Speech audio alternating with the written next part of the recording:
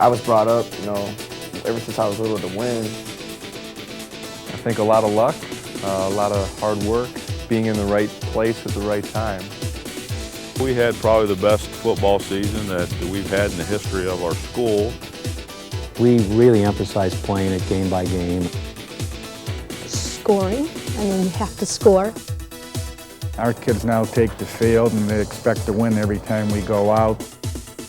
Whenever you beat your arch rival in anything, it's a great victory. 20,000 games in more than a dozen sports over a 9-month period. More than 200,000 participants, all vying to wear the mantle of champion.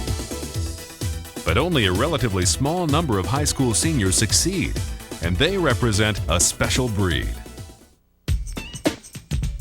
The Plain Dealer proudly presents its annual Celebration of Champions, sponsored by CVS Pharmacy, a tribute to senior athletes in the Plain Dealer's 7-county coverage area who have climbed the summit in their leagues and in state competition.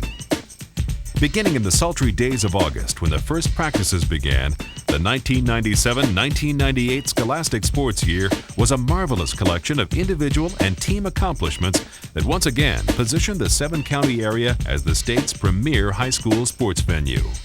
And it all started with football. I think we're very fortunate here in Northeastern Ohio. Year in and year out, we have unbelievably talented football teams and football programs. Football powers St. Ignatius in Division I, Walsh Jesuit in Division III, and Benedictine and Manchester in Division IV all advanced to the state semifinals, an impressive show of the area's strength.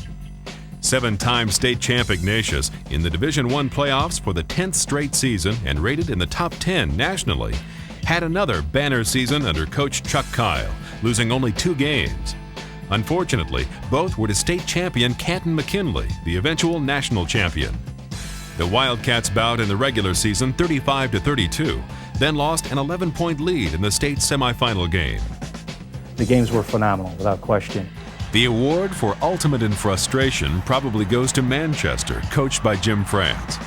Playing in its first state title game ever, the Panthers, in the playoffs for the 6th time in 7 years, lost in a record 5 overtimes to Germantown Valley View 31-24 in the Division IV title game. The daylight to dark affair was the longest game in tournament history. What does a coach tell his team after a heartbreaking loss like that? Although we were not happy that we lost, we definitely wanted to win that football game, but we tried to talk to them about all they had accomplished this year, going farther than any team in the history of this school has gone. I still feel that's the biggest story of the year. The 7-county area also produced several All-Stars. Shaker Heights senior Nate Clements led the Raiders to a Lake Erie League Erie Division title with an array of versatility virtually unmatched in this area. Nate was our defensive player of the year. The thing about Nate is, when we call him Shaker's Mr. Everything all the time, he literally never left the field. He was quarterback, he would play wide receiver, he'd line up as a wing back, he'd return punts and kickoffs, and he was without question the best single coverage one-on-one defensive back in probably the state of Ohio. Another standout was Dave Rigoni of St. Ignatius, who emerged from obscurity as a third-team junior quarterback to a regular who shattered all but one of the Wildcats' passing records. Rigoni, who never started a high school game until his senior year, passed for over 2,800 yards and 28 touchdowns. And finally, no player had a better season than Euclid's Antoine Tony Fisher, who rushed for almost 2,130 yards to lead the Panthers to their 5th consecutive Greater Cleveland Conference title and their 9th playoff appearance in 11 years. Shaking off injuries that limited his effectiveness in 1996, Fisher scored 40 touchdowns, breaking the all-time Euclid mark of 35 set by All-American Robert Smith, now a standout with the Minnesota Vikings. Fisher's exploits earned him the Plain Dealer's Offensive Player of the Year and selection by the Associated Press as Ohio's Mr. Football. How does Tony feel about being the #1 high school football player in Ohio? I mean, it feels good, but I pretty much don't think about it. It's like I'm just your average kid. I'm just like everybody else in the school. It's just, I was just, I guess, gifted. This year I was lucky, pretty much, considering what happened to me last year, and then to come back this year and do what I did. Veteran Euclid coach Tom Bank was impressed. He's an exceptional athlete. He's I would assume he's one of the greatest athletes to ever come out of this place. He's an awesome basketball player. He does exceptionally well in track, and obviously his football exploits are well documented. Here are the champions in football.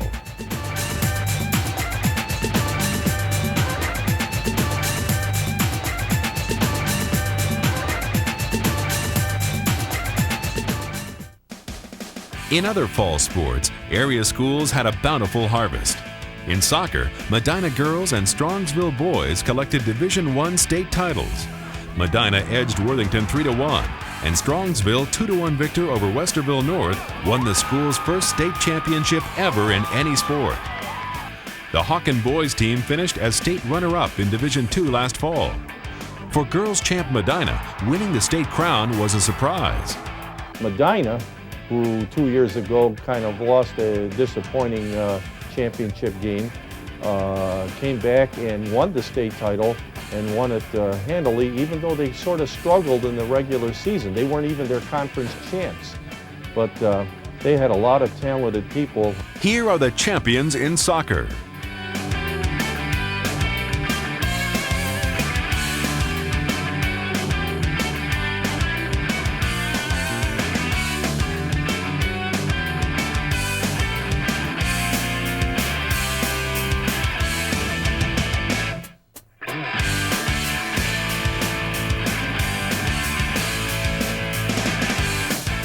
Field High School in Portage County made history at the State Cross Country Championships by winning 2 crowns, as the PD's Dick Zunt explains. Field won the boys and the girls under Coach Bill Hutchinson. It's the first time in Ohio high school history that both the boys and the girls team from the same school had won the championship in the same school year. Lake Catholic senior standout Sean Kelly won the Division II individual championship and had the fastest time of the day, a sizzling 15:28.6 for 5,000 meters. Here are the champions in cross country.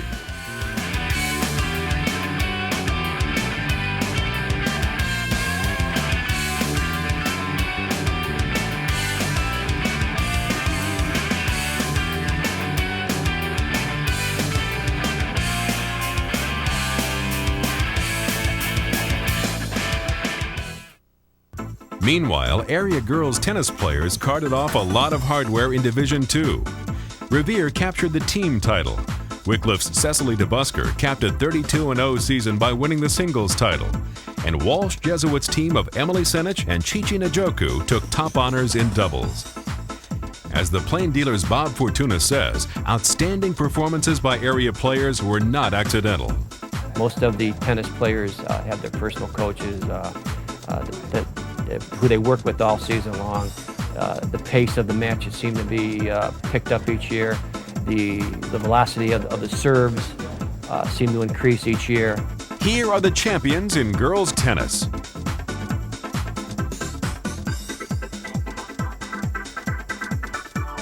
In girls volleyball, neighboring Stowe and Talmadge were runners-up in Division I and II.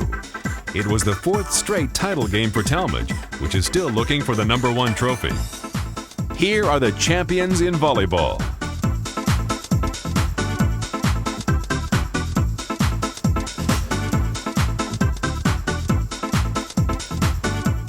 Led by senior Ryan Dennis, an All-Ohio selection, Walsh Jesuit won its 2nd straight Division I golf championship, defeating Ashland by 6 strokes.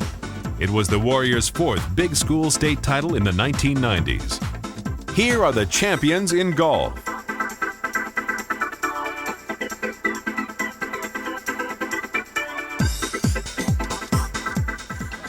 And in field hockey, the big news was generated at Laurel School, where Terry Aiken, in her 2nd year as coach, guided Laurel to the state tourney for the first time since 1990. But look out for next year. We're going to lose just a couple kids next year, so this year was almost a rebuilding year, so it was very exciting to get to go to states on a year that you're considering that this is still building. The 7-county Plain Dealer Coverage Area Championship Parade continued unabated during the winter, when the competition shifted to basketball, wrestling, swimming, hockey, and gymnastics. No story was more compelling than the one written by the Chagrin Falls girls in the State Division III Basketball Championship. Led by All-Ohioans Trish Cruzy and Katie Carson, the Tigers won the state crown and finished with a 28-0 record, the only unblemished mark in the state, girls or boys. Coach Frank Phillips says Falls had a little extra reason for wanting to win it all. I think the thing that motivated us was last year we were state runners-up, and we weren't ranked #1 in the state in the final poll. We were ranked #2, and we were undefeated at that time. And so we kind of thought that, at that time we just kind of thought that maybe it was an important thing for us, but we never really put a whole lot of emphasis into it. It was kind of a motivator, though, a little bit, because we definitely wanted to be #1 if we could be. Trish Cruzy says the Falls coaching staff deserved a lot of credit for the unbeaten run. Just let us do our own things. It was a lot of freedom. I mean, when we knew what we had to do it. But other than that, they gave us the freedom on the court, and it was just really great. The St. Edward-St. Ignatius rivalry reached new heights as these two squared off for the boys basketball Division I state championship in Columbus. It was the first time two Cleveland teams had ever met for the boys basketball state championship, and it was the first trip for Ignatius to the hoop finals in 45 years. Coached by alumnus Eric Flannery, just 8 years out of high school, St. Edward turned back its bitter rival 70-61 to win the crown and finish 26-1. Led by three of the most outstanding players in the country, point guard Steve Logan, forward guard Steve Lepore, and center Sam Clancy, the Eagles were in the top 5 in every national poll. How did Flannery, a 1990 graduate of St. Edward, who was the Plain Dealer Coach of the Year, feel about beating St. Ignatius? It added a little bit, I think, to the excitement and to the state championship itself. Whenever you beat your arch rival in anything, it's a great victory, but to beat them for the state championship, I think, made it even a little better. I give a lot of credit to St. Ignatius for getting there. Also in Columbus, Benedictine won its second straight Division II basketball championship, becoming the 15th team to win back-to-back titles. Archbishop Hoban in Division II and Lutheran West in Division III also made it to the finals, giving the 7-county area 5 teams in the state tourney. Finally, to round out the hoop story, William Sonny Johnson of Garfield Heights, who averaged 34 points and 17.6 rebounds a game, was named Ohio's Mr. Basketball as the state's best player. With Tony Fisher of Euclid being named Mr. Football, this marked the first time that the Cleveland area had both Mr. Basketball and Mr. Football in the same year. Sonny Johnson played for his dad, William, and with his brother, Julius. What was it like having his father for a coach? Well, it was great having my dad as a coach because he was hard on me, but he also freed me up to do and show my talent in other areas that if I would have probably played for somebody else, I wouldn't have been able to do a lot of things that I was capable of doing as far as him being my coach. He's just a scoring machine, and a kid, as I always said, who smiles as easily as he goes to the basket. This is just a kid that's so enjoyable to deal with as a person as well as a player. Here are the champions in basketball.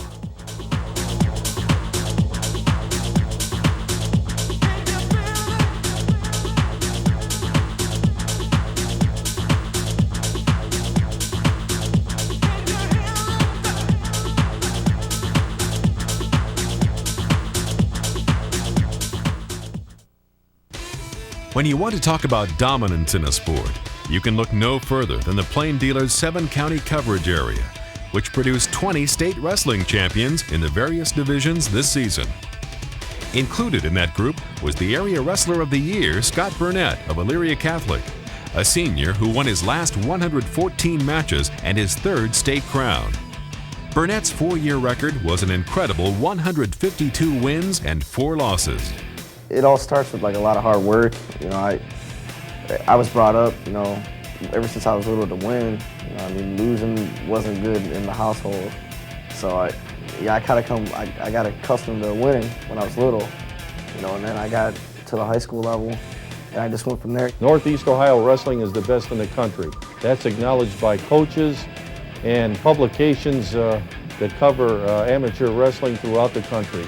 And Northeast Ohio is the king, and once again they established themselves, particularly St. Edward this year, because they had such a good team that they were unanimous national champions in 4 major wrestling publications. In the State Division I tournament, the Eagles finished almost 100 points ahead of second-place Nordonia, and Nordonia scored more points at the state meet than any other public school in the history of the tournament.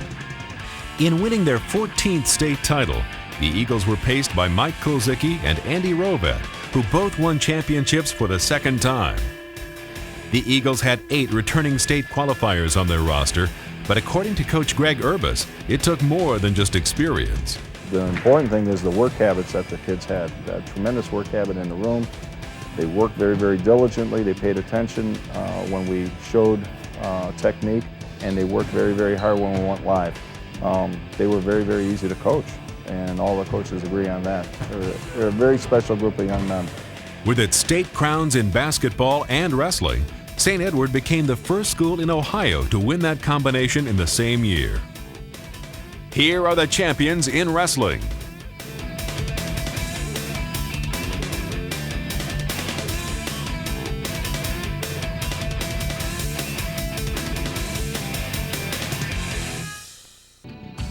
St. Edward almost duplicated Benedictine's feat of winning 3 state titles in different sports in one school year. But the Eagles, who have won 7 championships on the hockey rink, fell a little short in the climax of an exciting season. This year, St. Edward and Shaker Heights were the 2 teams from this area that went to the state tournament at Bowling Green. And Shaker knocked St. Edward off in the semifinal game, only to get beaten by Bowling Green in the championship game. Shaker Heights, led by forward Evan Schwartz and defenseman Tyler Friedman, won the area Barron Cup Championship. Here are the champions in hockey. Shaker also made the biggest splash in swimming. Senior Matt Key's performances in the 100-yard freestyle and 200-yard individual medley helped the Raiders to a 3rd-place finish in the state meet, behind Cincinnati Xavier and Toledo St. Francis. On the girls' side, perennial power Hawken just missed winning its 3rd consecutive state crown. One happy young swimmer is Firestone's 4-time qualifier Sarah Jackson, who wrapped up a great high school career with her first championship, winning the backstroke. Here are the champions in swimming.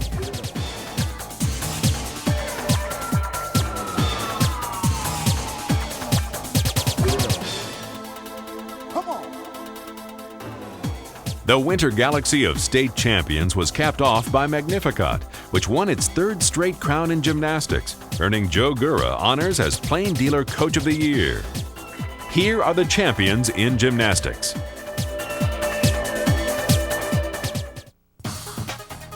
No chronology of the area's sports championships would be complete without a special mention of East Tech's resurgence as an athletic power. It has been quite a year for the Golden Scarabs. It started with the football team winning the 1997 South Senate Championship, and that was our 4th league championship, 3rd in the last 4 years, and then we went ahead and won the city championship with the win over Glenville. That was the first football city championship in the history of the school. East Tech's athletes also won the JV football and girls and boys JV and varsity volleyball and basketball crowns. It's all part of a renaissance at the East 55th Street School, which became a magnet school. The enrollment went from, in 1991, from 600 students about to almost 1,500 now throughout these magnet programs. And when you have a good student population, academically attuned, and come into school with school spirit, then the sports programs took off as well. Track, softball, baseball, and boys tennis. There are still crowns to be won as this extraordinary sports year draws to a close. Hundreds of senior athletes are still to join those being honored here today by the Plain Dealer and CVS Pharmacy in this celebration of champions. Here are the champions in these sports as of the completion date of this video.